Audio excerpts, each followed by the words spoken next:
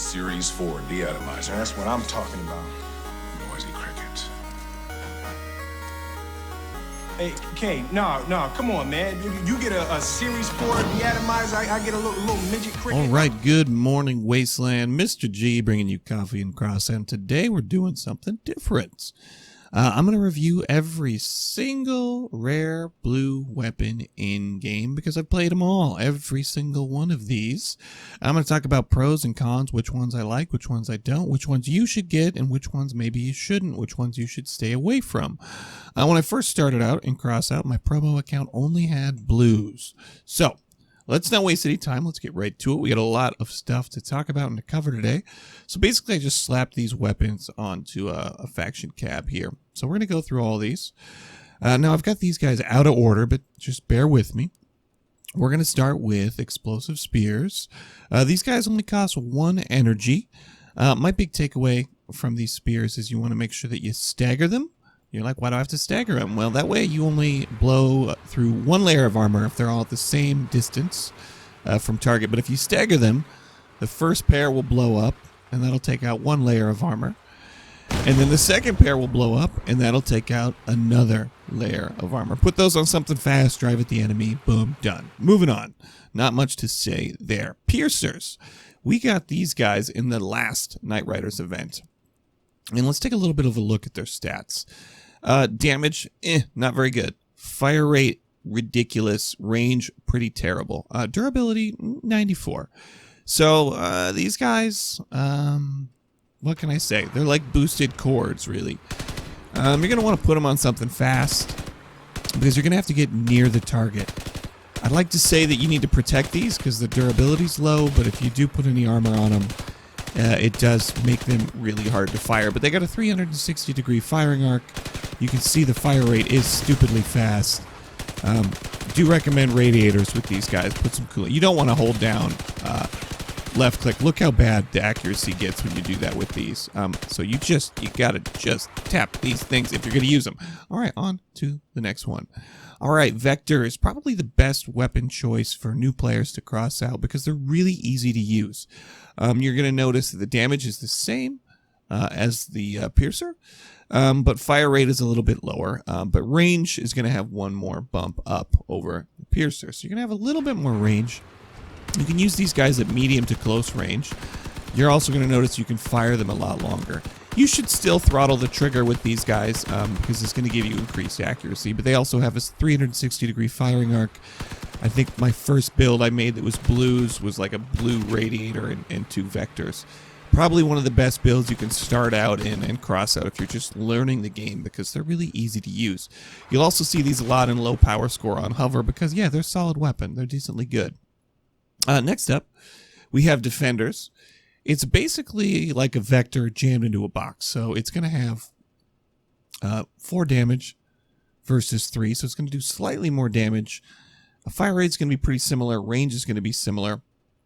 But you're going to notice that it's going to have almost double the durability.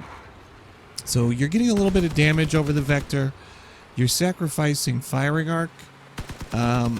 But these are really easy to build into builds, and it'll make it a lot easier for you to just keep these from getting blown off. Although, as you can see, I blew the parts that we welded these 2 right off, and off they went. These builds are not meant for combat. These are builds for test purposes only, guys.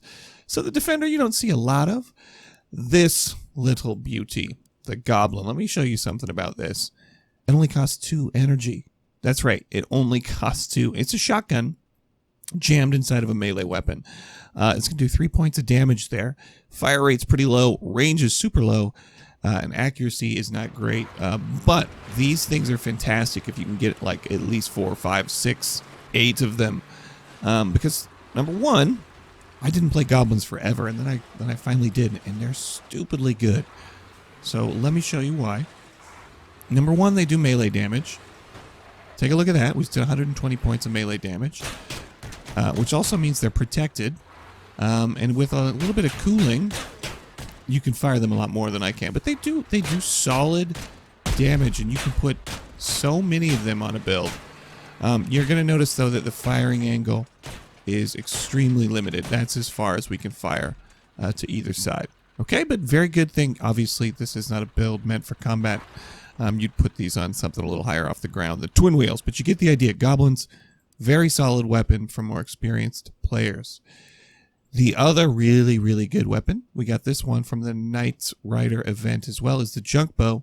Probably one of the top weapons in this tier. It's going to cost 4 energy, but you're going to notice it does significantly more damage. It's got 5 ticks on the old damage bar there. Range extremely low.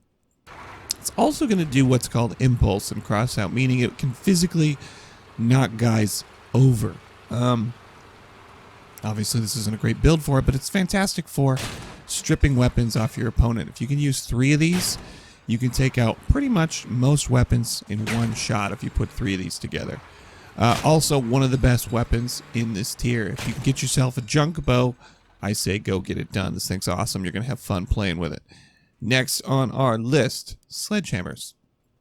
It's basically the blue version of the Lupara. It's a super lightweight shotgun. It's, doing slightly less damage than the junk bow and only requires 3 energy. The rest of the stats are pretty much the same, but it's going to have a little bit... Don't want to go into battle. We want to test drive it. It's going to have a little bit higher fire rates, but it doesn't have a lot in the way of durability.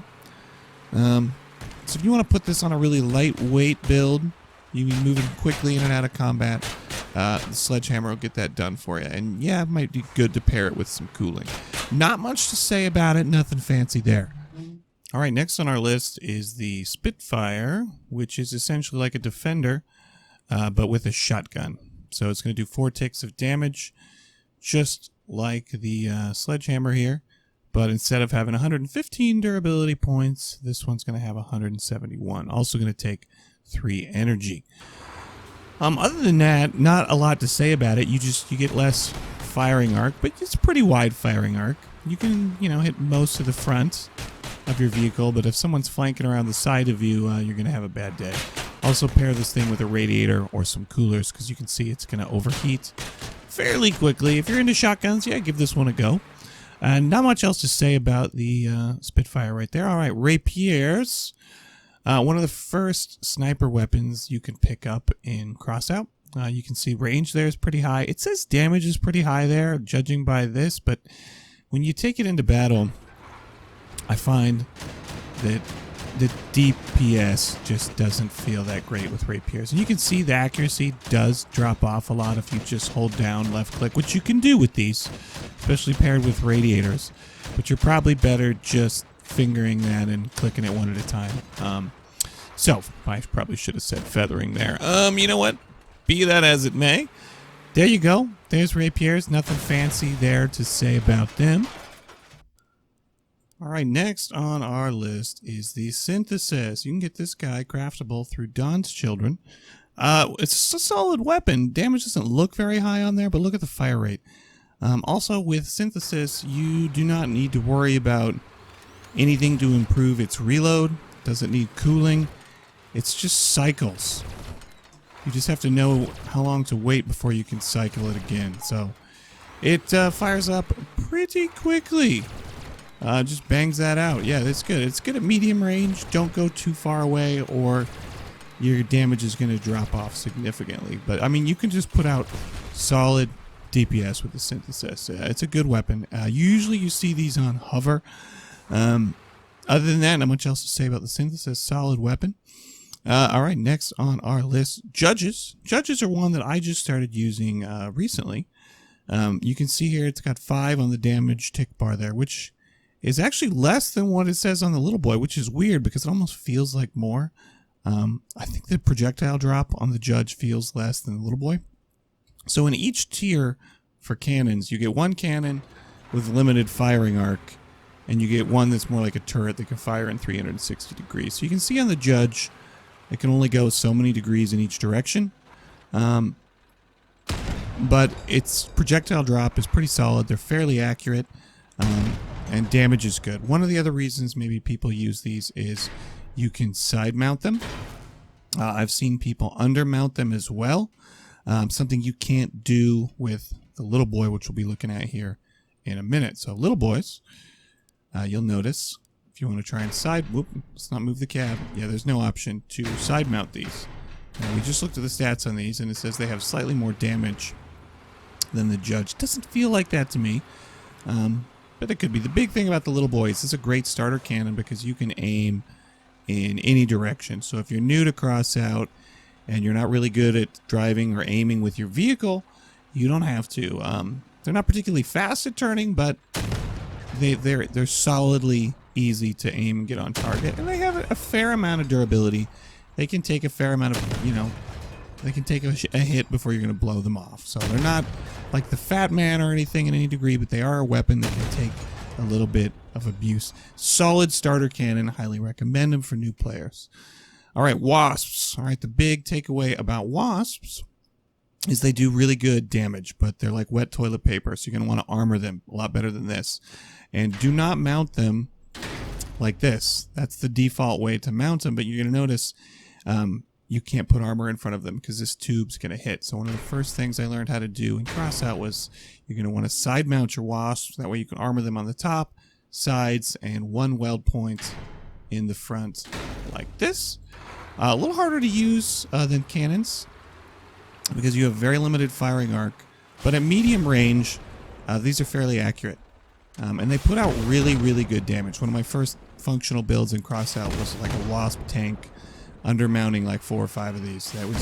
It's good, and they're really fun to play, especially when you get good at them. I started with tracks because it was just easier for me to turn with tracks back then. That's really all there is to say right now about the Wasp. Let's just show you the stat there. It only has, let's find the default one. It only has 55 points of durability, so we're talking super wimpy if it gets shot. Now, borers are one of your melee weapons at this tier, and really you only see these when someone's got extra energy and they don't know what to do with it on a build. I know I forgot a fender on this, just bear with me. Borer is going to do the exact same amount of damage as the Buzzsaw, but they weigh more. Okay, the Buzzsaw weighs less. The Borer is also wedge better than the Buzzsaw. We'll look at the Buzzsaw next, so you can actually compare the stats here. So Borer, 2 points of energy, 330 points of durability. This thing has less durability and half the weight the Buzzsaw does. Something I've seen people do with the Buzzsaw, which is kind of cool, is they'll like mount it vertically and make like a bed of death that you can wedge someone onto or pull onto with the Skinner. Harder to wedge under vehicles than the Borer is. You don't see the Buzzsaw used very often in combat. But there it is. There it is. It does melee. And I believe, oh, we're nearly there. We've got to get through drones. All right, Cobras. You see these a lot more lately. They're pretty popular right now because you can just drop them and forget them. One of the things I learned about drones when I first started was pay attention to these arrows because those arrows are going to be the direction in which your drones deploy. Now, if you put these on a fast build, they're pretty useful. They're one of the new metas right now in lower tier. You just drop a bunch of Cobras and get out of town. So one of the more useful drones at this tier. Falcons you don't see as much of because they're like, hey, they're like your little friendly Amazon drone. They're going to follow you around and fly behind you, but they're like wet toilet paper. You shoot them, they're going to go right down. But they're fairly accurate, and they have a little bit better angle on firing at the enemy because they have that elevation above the target. What used to be all over the battlefield way back in the day, I don't remember how many months ago this was Sidekick Apocalypse. These things were everywhere. They had required less energy. They did more damage. You don't see these very much anymore, but they basically are like little autonomous death bots, and they're going to drive around and shoot at the enemy. Right now, though, they've been nerfed. They were ages ago, so they have to be a certain distance from your vehicle. They won't just go over the whole map like your army of death.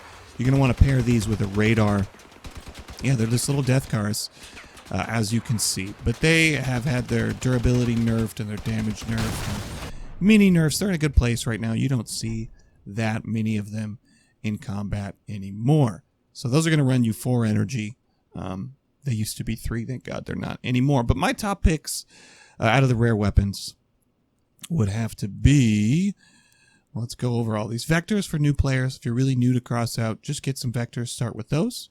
If you really want to start with cannons, start with little boys. They're a lot easier to use than the other cannons. Synthesis are solid, but they seem to do better on hover. Top weapon at this tier, Goblins can be really good on higher power score builds when you get a bunch of them. But if you can only get 2 or 3, junk bows are where it's at. Junk bows are stupidly good. They are the Mr. G top pick for rare weapons. I hope you guys found this useful. If you did find it useful, hit that like button. And I will go and I will do epics next. And we'll do legendaries and then we'll do relics. Let me know which weapons you like the best in this tier in the comments. Doing daily Crossout vids, so hit that subscribe button if you want to see the next one. Come by the Discord. We got almost 600 guys on there talking Crossout every day. I'm going to catch y'all later. Got to do my regular job, so that means Mr. G.